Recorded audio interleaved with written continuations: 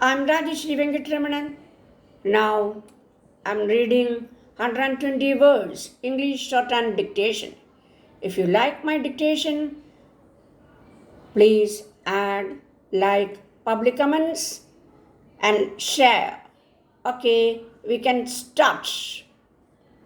It is for me a great pleasure to associate myself with the formal opening of the Indian Institute of Technology at Kharagpur. When I resumed charge of the Ministry of Education, I felt that of the many tasks of educational reconstruction that faced the country, two were of paramount urgency. The first was the creation of a nation-wide system of basic education for all children of school-going age, and the second was the provisions of facilities of the highest type of education in the technical field.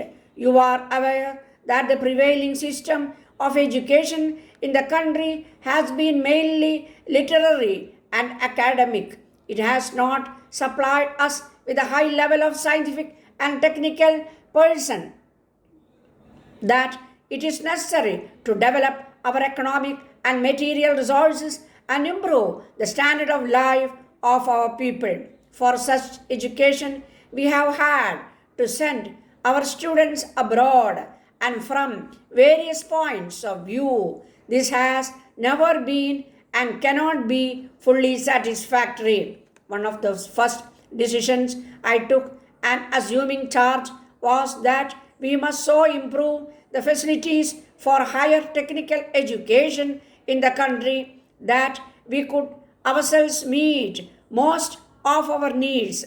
The large number of our young men who had been going abroad for higher training could have received such training in the country itself. Indeed, I looked and still look forward to the day when the facilities for technical education in India will be of such a level that people from abroad will come to India for higher scientific and technical training. The government of India had already before them a scheme for the establishment of 4 institutions of the standard of the American Institute of Technology. I felt that wherever the financial and other obstacles, we must go ahead with the implementation of that scheme.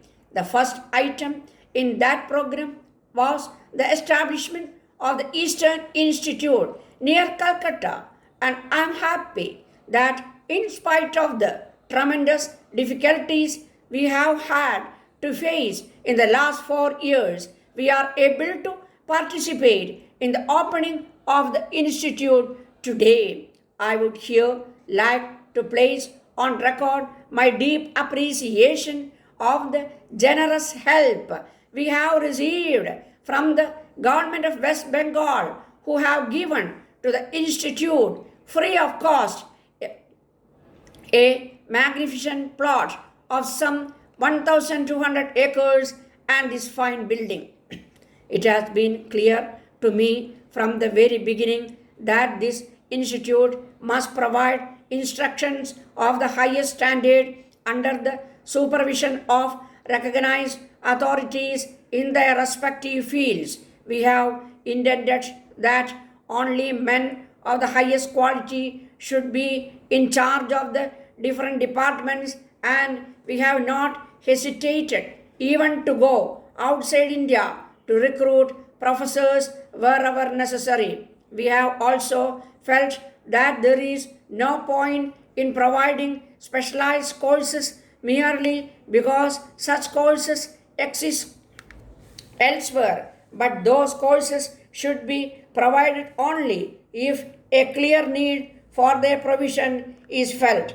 We have therefore decided that facilities in different subjects will be made available at the institute only when we are satisfied that properly qualified and experienced personnel has been secured to run the course, and that the industrial and technical development of the country need the provision of such a course.